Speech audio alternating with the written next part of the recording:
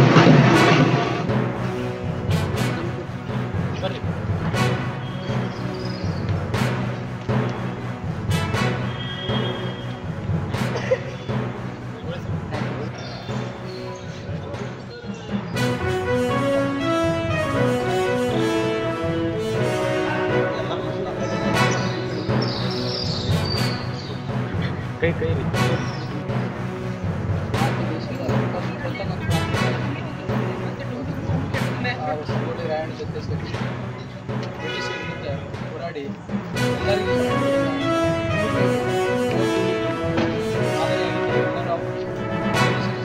ಮಾಡ್ಬೋದಾಗಿತ್ತು. ಸ್ವಾತಂತ್ರ್ಯ ಅನ್ನೋದು ಎಷ್ಟು ಮುಖ್ಯ ಅನ್ನೋದು ಅವಾಗೇ ತೋರಿಸ್ತಾರೆ. 250 ವರ್ಷಗಳಿದ್ದೇನೆ ಅವಾಗೇ ತೋರಿಸ್ಕೊಟ್ರು ಯಾಕೆ ಸ್ವಾತಂತ್ರ್ಯ ಇಂಪಾರ್ಟೆಂಟ್. ಸೊ ಅವರು ನಮ್ಮ ಎಲ್ಲರ ಈ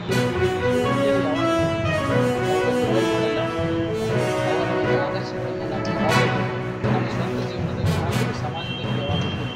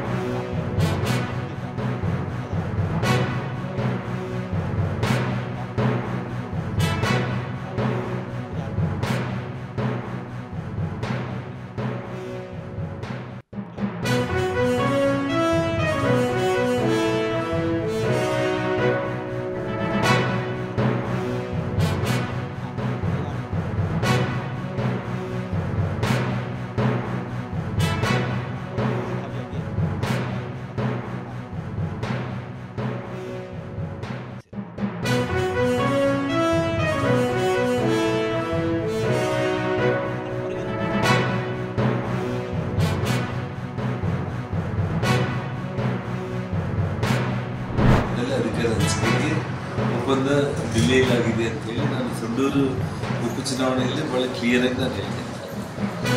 ಅದೇ ನಡೆಯುತ್ತೆ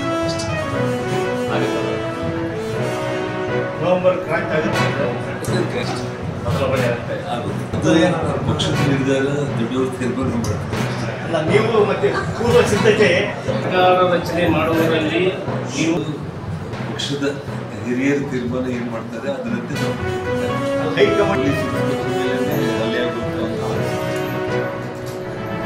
ನಮ್ಮ ಜಿಲ್ಲೆಯಲ್ಲಿ ಪೊಲೀಸರಿಂದನೂ ಹಲ್ಲೆಗಳಾಗ್ತಾ ಇದೆ. ಸಿಕ್ಕಾಪಟ್ಟೆ ಅಂದರೆ ಸಾರ್ವಜನಿಕರ ಮೇಲೆ ದಬ್ಬಾಳಿಕೆ ಹಲ್ಲೆಗಳಾಗ್ತಾ ಇರುತ್ತೆ.